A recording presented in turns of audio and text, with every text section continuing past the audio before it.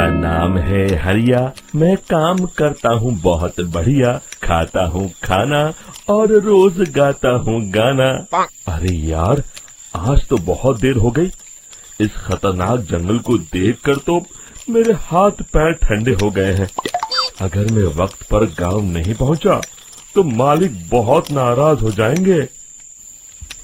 तभी हरिया को एक आवाज सुनाई देती है। सुनिए हरु जी। अरे, ये आवाज किसने दी? तभी हरिया को सामने कुछ दूर एक औरत खड़ी दिखाई देती है। अरे भाई, ये औरत अकेली इतनी रात को इस जंगल में क्या कर रही है? चलकर पूछना पड़ेगा।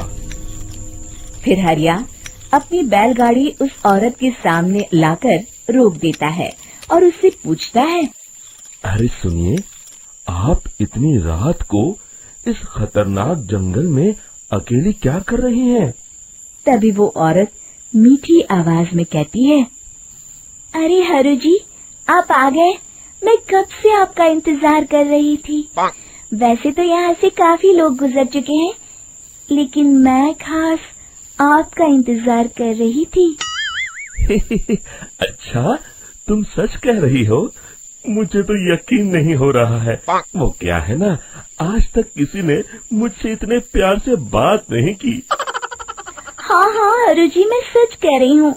अब देर मत करिए और जल्दी से मुझे मेरे घर तक छोड़ दीजिए। हाँ हाँ, कौन सी बड़ी बात है, अभी छोड़ देता हूँ। आप मेरे पीछे बैलगाड़ी में बैठ जाइए और मुझे रास्ता बताते चलिए।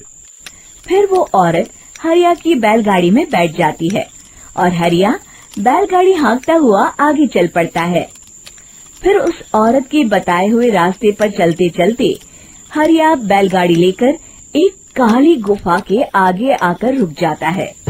हरिया उस औरत से पूछता है, हाँ देवी जी, आपका घर कहाँ है? यहाँ तो एक गुफा के अलावा और कुछ नहीं है।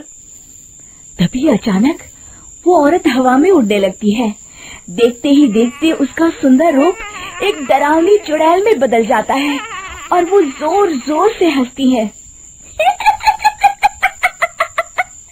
अरे तू तो एक नंबर का बेवकूफ निकला। तू तो बड़ी आसानी से मेरी बातों में आ गया। अरे मर गया रे, ये तो एक चुड़ैल है। हे भगवान बचा ले, ये तो बड़ी डरावनी दिखाई दे रही है। और फिर अगले ही पल हरिया की बैलगाड़ी में रखा सारा सामान हवा में उड़ता हुआ उस काली गुफा के अंदर चला जाता है और वो चुड़ैल भी उस गुफा के अंदर जाकर कहीं गायब हो जाती है। हरिया ये नजारा देख बुरी तरह घबरा और परेशान हो जाता है। अरे, ये चुड़ैल तो मेरा सारा सामान लेकर गुफा में गायब हो गई। अब क्या होगा? अगर मैं गांव खाली हाथ गया तो मालिक मेरी अच्छी खबर लेंगे। मेरी इस बात का कोई यकीन भी नहीं करेगा। फिर आखिर वही हुआ। हरिया के मालिक चंपक सेठ को हरिया की किसी भी बात पर रत्ती भर भी यकीन नहीं हुआ। चंपक सेठ को लगा हरिया झूठ बोल रहा है और उसने ही लालच में आकर सारा सामान हड़प कर लिया है। फिर हरिया को बेईमान समझकर चंपक सेठ उसे काम से निकाल देता है। अगले दिन अपनी दुकान में परेशान बैठा चंपक सेठ गुस्से में बड़बड़ाता है। अरे, दुकान में तो सामान बिल्कुल भी नहीं है। अब मुझे ही शहर जाकर सामान लाना होगा। फिर वो अपनी बैलगाड़ी लेकर शहर चला जाता है। शहर से सामान लेकर जब चंपक सेठ वापस गांव लौट रहा होता है, तभी उसे एक आवाज सुनाई देती है।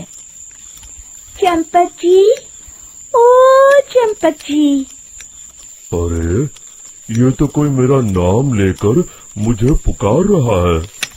फिर उस रास्ते में वही औरत खड़ी दिखाई देती है। फिर क्या था, हरिया की तरह चंपक सेठ भी उस औरत के पास अपनी बैलगाड़ी लेकर जाता है और वो भी उसकी चिकनी चुपड़ी बातों के मुंह जाल में फंस जाता है। फिर चुड़ैल उसे भी अपनी गुफा तक ले जाती है और उसका सारा सामान लेकर गुफा में गायब हो जाती है।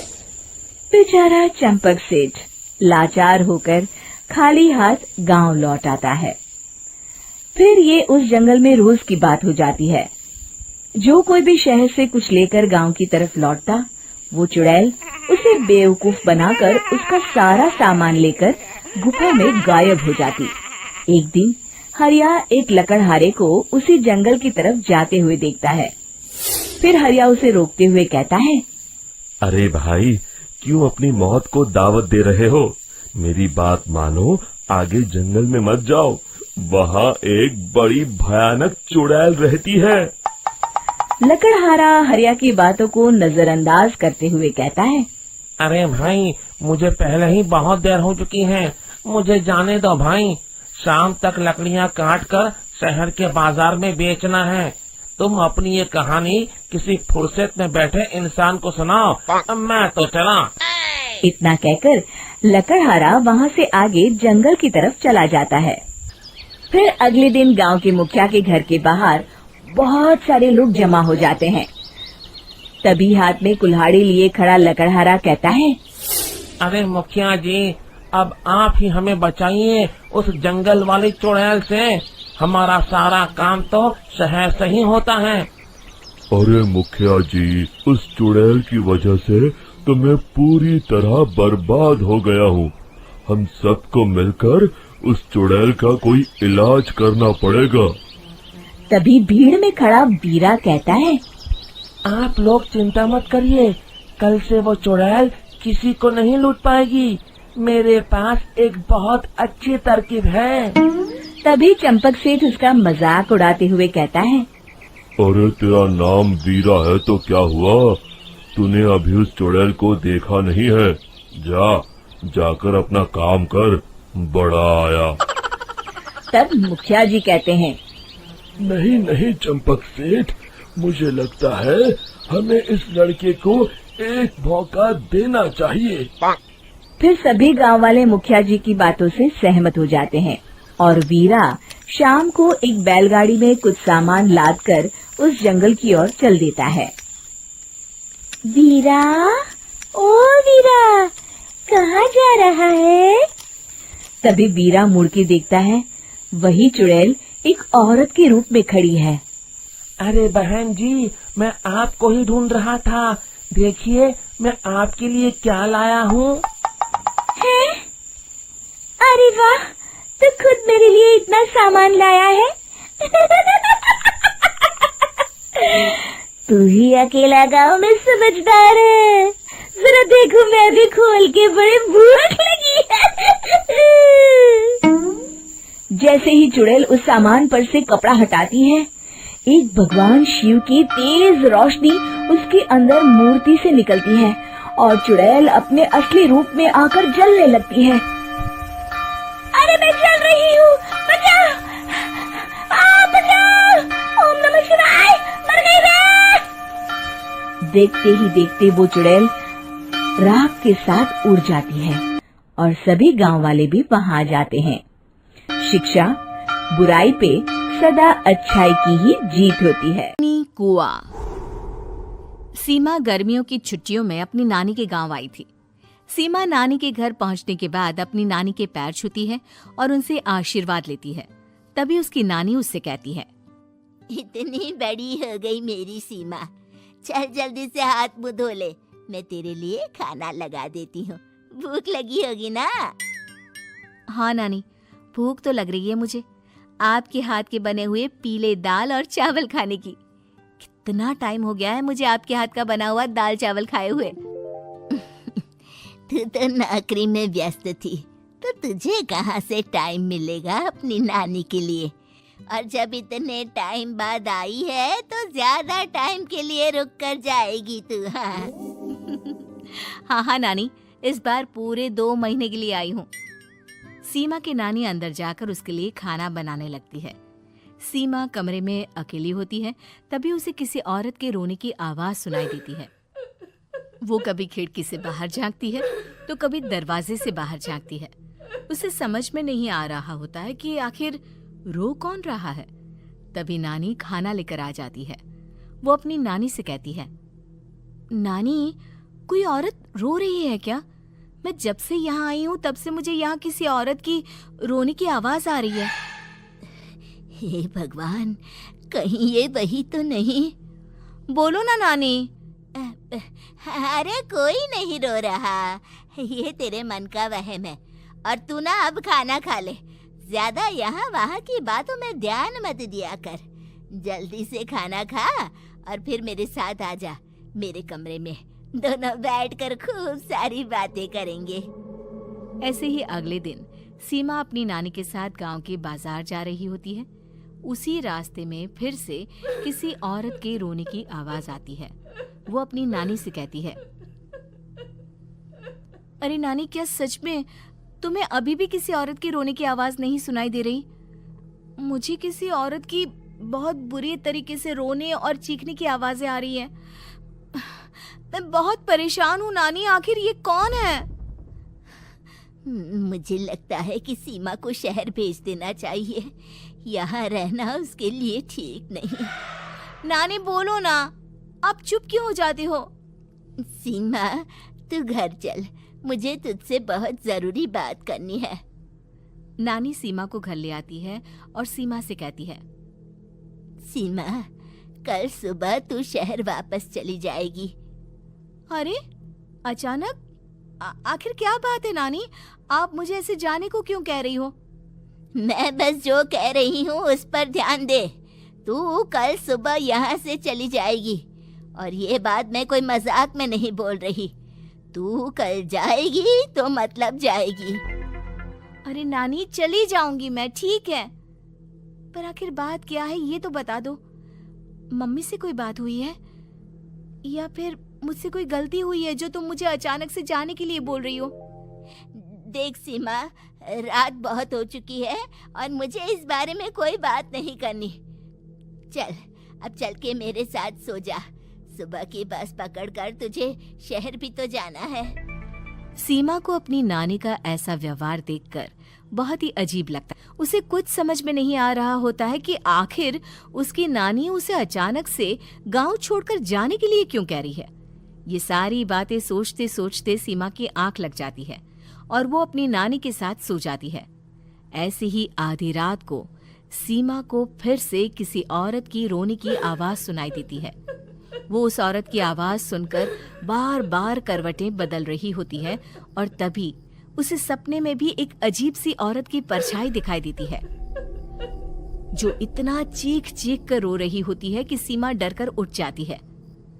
वो पूरे पसीने पसीने हो रही होती है। वो अपने आसपास देखती है तो घर में बिल्कुल शांति का माहौल होता है। सीमा घबरा जाती है। वो अपनी नानी को जगाने की कोशिश करती है मगर उसकी नानी नहीं जगती। सीमा को फिर से उस औरत की रोने की आवाज सुनाई देती है। आखिरकार सीमा अपने आप को रोक नहीं पाती और वो घर का दरवाजा खोलकर बाहर निकलती है। आखिर ये माजरा क्या है? आज तो मैं पता करके रहूंगी। अब आवाज का पीछा करते हुए सीमा आधी रात को गांव के चौपाल के पास बने कुएं के पास पहुंच जाती है, जहां कुएं की चारों ओर बेड़ियां लगी होती हैं। उन बेड़ियों में लगे हुए ताले के साथ एक लाल रंग का कपड़ा और माता रानी का कलावा बंधा होता है। उस कुएं में से सीमा को किसी के रोने की आवाज आती है। सीमा परेशान हो जाती है। इस कुएं में कौन है? कौन है यहाँ? सुनो, कौन है? कौन रो रहा है? वो चिल्ला चिल्ला कर पूछती है और साथ ही लोगों को जगाने की कोशिश करती है, मगर किसी को भी उसकी आवाज सुनाई नहीं देती। अब सीमा खुद उस कुएं के पास की बेड़ियों और तालों को खोलने की कोशिश करती है और किसी तरह कुछ देर की मशक्कत के बाद सीमा उसको खोल भी देती है। और जैसे ही वो कुआं खोलकर उसके अंदर झांकती है, सीमा उस कुएं में गिर जाती है। इतने में उसकी नानी की नींद भी खुल जाती है और सीमा को पास ना देखकर नानी परेशान हो जाती है। नानी घबराकर पूरे घर में उसे ढूंढने की कोशिश करती है, जिसके बाद उसकी नानी और सभी लोग उस खूनी कुएं के पास जाते हैं और सीमा की नानी कुएं के पास खड़ी होती है। सभी गांव वालों और सीमा की नानी को सीमा के चिल्लाने की आवाज आती है, बचाओ, कोई मुझे बचाओ। मेरी बच्ची, हम आ गए, हम तुझे बचा लेंगे। नानी, मुझे यहाँ बहुत डर लग रहा है। यहाँ इंसान की कटी हुई मुंडिया, हाथ, पैर और कंकाल है और लग रहा है। आप सब मेरी मदद कीजिए, नहीं तो ये खूनी कुआं मेरी बच्ची को भी खा जाएगा। अरे मुझे तो ये समझ में नहीं आ रहा कि आखिर इस खूनी कुएं को खोला किसने।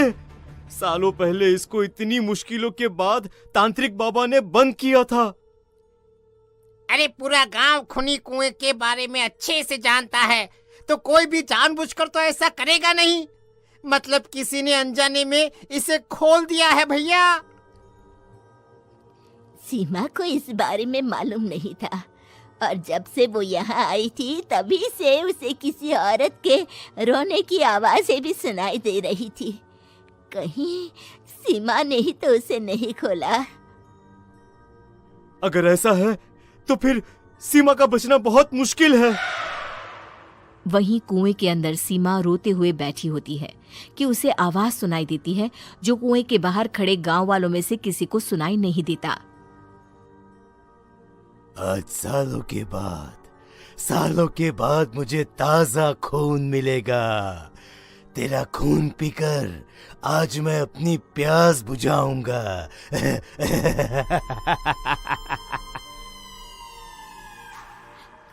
कौन है? मत मारो प्लीज, मुझे जाने दो प्लीज। मैंने किसी का क्या बिगाड़ा है? वो तुझे मरने के बाद पता चल ही जाएगा।